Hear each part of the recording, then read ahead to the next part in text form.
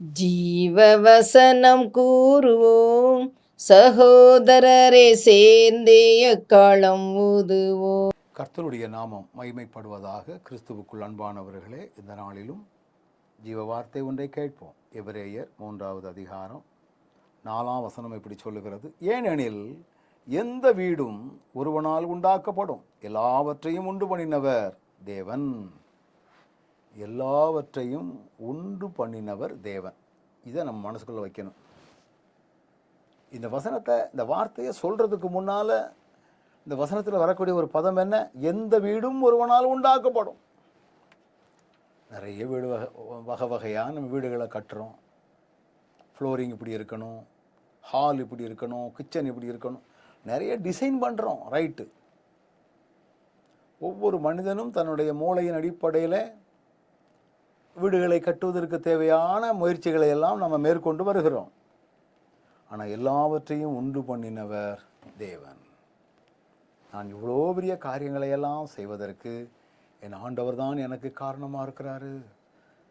அவருடைய அனுக்கிரகம் இல்லாமல் என்னால் இதை செய்ய முடியாது அப்படிங்கிறத நம்முடைய சிந்தைகளில் நம்ம வச்சுக்கிடணும். எல்லாவற்றையும் உண்டு பண்ணினவர். இந்த வார்த்தை நீங்கள் கொஞ்சம் ஆழமாக சிந்திச்சு பார்த்தீங்கன்னா, எல்லாவற்றையும் உண்டு பண்ணினவர் அப்படின்னு ஒரு பதம் வருது.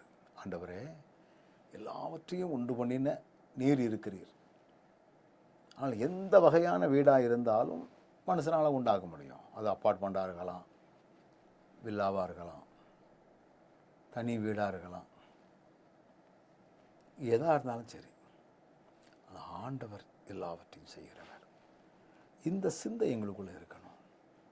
இன்றைக்கி மனிதனால் உருவாக்கக்கூடிய காரியங்களுக்கு நம்ம முக்கியத்துவம் கொடாமல் எல்லாவற்றையும் ஆண்டவரே உண்டாக்குனார் அப்படிங்கிற சிந்தையோடு கூட நம்ம செயல்பட ஆண்டவர் விரும்புகிறார். நல்ல ஆண்டவரே, எல்லா வீடும் ஒருவனால் உண்டாக்கப்படும், எந்த வீடாக இருந்தாலும் சரி. ஆனால் எல்லாவற்றையும் உண்டு பண்ணினவர் நீ தானே. அப்போ உண்மை இல்லாமல் எங்களால் ஒன்றுமே கூடாது அப்படிங்கிற ஒரு எண்ணம் எங்களுக்குள்ளே எப்பவும் இருந்து வழி நடத்தட்டும். அந்த உள்ளான எண்ணங்களோடு செயல்படுகின்ற பலனை நீர் எங்களுக்கு தந்து வழி நடத்தும். ஒவ்வொருவரையும் ஆசீர்வதியும் காத்துக்கொள்ளும்.